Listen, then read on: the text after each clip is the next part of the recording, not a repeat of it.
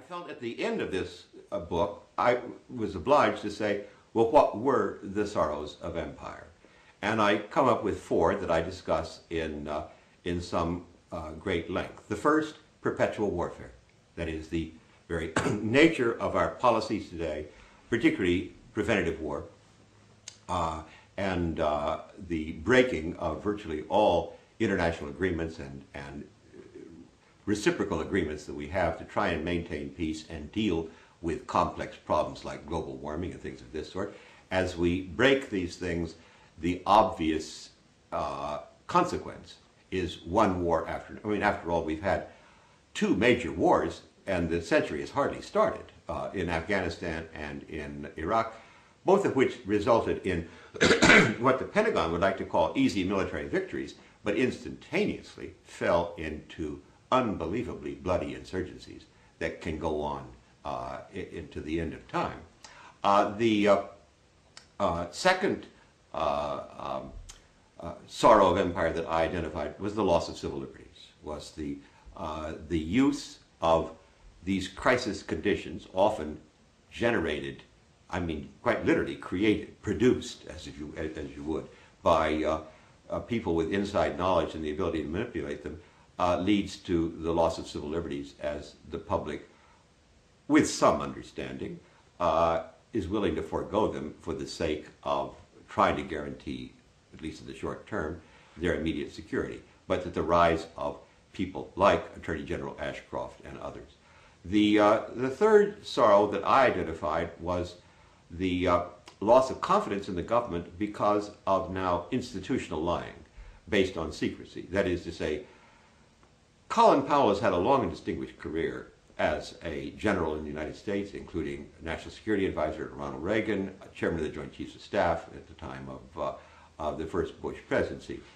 He totally destroyed his credibility on February 5th of 2003 by openly lying to the Security Council of the United Nations about the nature of the threat posed in Iraq, and that he had sitting behind him, unavoidable in every television picture, Mr. George Tenet, the Director of Central Intelligence, as if to verify his views.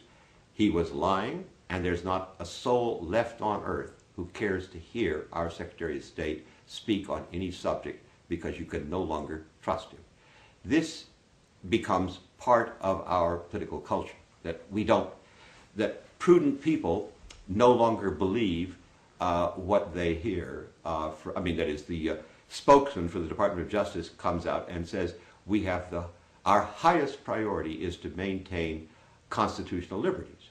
Well, obviously, anybody who's paid any attention in the United States for the last 2 years knows that the direct opposite is true. We are trying to figure out how to get around constitutional liberties and to give greater power to the FBI and the CIA and the military, and to move them into our own society. I mean, we now have something called the Northern Command, located in, it's a command like CENTCOM or the Pacific Command or the European Command. We'd never created a command like that in the United States before. It was specifically avoided during the Second World War on grounds that it might become a basis for the military takeover of our government. Well, we have one now today.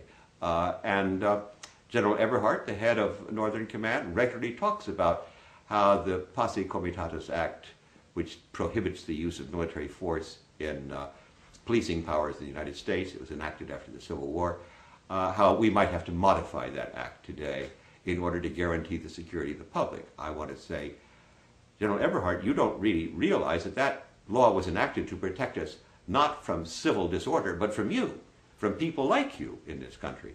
But the fourth of these sorrows of empire is the one that's in some ways most acute and least avoidable, and that's bankruptcy. That is, the first three are the demise of America, as the politicians say, as we know it. They are an alteration, and it's a little bit like bringing the end of the Roman Republic. That didn't end Rome. It led to what we like to call the Roman Empire, but that, as I say, was a military dictatorship that spent most of its time trying to hold on to the world that it had conquered, and slowly gave way to Christian takeover, if you will, of the Roman Republic. Also, of course, a takeover by its outside enemies, Roman Empire. But that bankruptcy, which is today getting to be almost inevitable, instantaneously creates a crisis that nobody can control. I mean, it's not now whether you want to tolerate it or not, or whether you actually care about the Bill of Rights or not, or whether you ever even heard of it before. Bankruptcy brings it home to you at once. Herb Stein, a Republican chairman of the Council of Economic Advisors, once said, "Things that can't go on forever don't." Well, we are talking about something here that can't go on forever. And it's only now a matter of time. It's not a matter of a pundit sitting here and telling you that we are at a crossroads. That's the stock in trade of what pundits do. It is to say, this is something that can't go on forever. It will crack at some point. And there's a lot of people, very smart people who know a lot about money, who are preparing for the crack.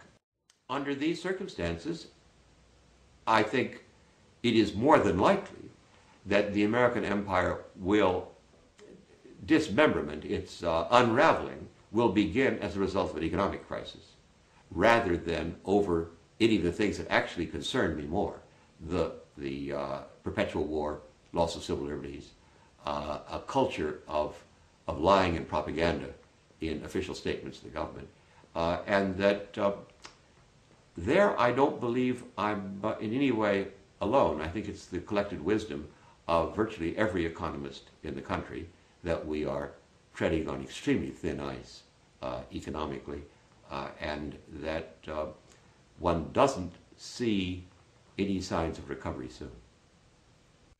Organized crime and the intelligence community, which again, intelligence community, one of the odd things about that, I talk about it at good length in my book, since I was at one time a consultant to the old Office of National Estimates of the CIA, and do know actually something about it. Intelligence organizations don't do intelligence. They're private armies of executives. That's the clandestine side of things dominates. It wags, the tail wags the dog in the CIA. That is, the intelligence is worthless, as we now know in numerous cases, but that doesn't for a moment stop the funds flowing there. And that trails off and intersects quite easily with the world of organized crime, in that the methods of clandestine activities, of overthrow of governments, of provocateurs in which you incite people to riot, have your own snipers kill a few of them, and then say that innocent bystanders were killed by the government you want overthrown. We've used that ploy so many times, from Jakarta to Caracas just recently. The other thing that I think is dangerous in all of this is to just put in to remind people once again of one of the greatest scandals in the country, and that's something called the School of the Americas, located on the base of Fort Benning, Georgia, in which we have for now decades trained thousands of thugs in state terrorism throughout Latin America. I strongly recommend to all of your viewers to look up the brilliant School of the Americas watch, www.soaw.com. And well, there you can also look up any name of a Latin American leader. Mr. Montesinos, say, recently deposed in Peru, and find out that he not only taught at the School of Americas, he taught there twice. He was so good he was invited back on how to basically produce state terrorism in places like Guatemala, Nicaragua, El Salvador during the 1980s. So that one begins to wonder what is left for organized crime. I'm sorry to say, but it is true. I think today the demise of the American empire would be no more regretted in the world than was the demise of the Soviet empire, which was not regretted anyway.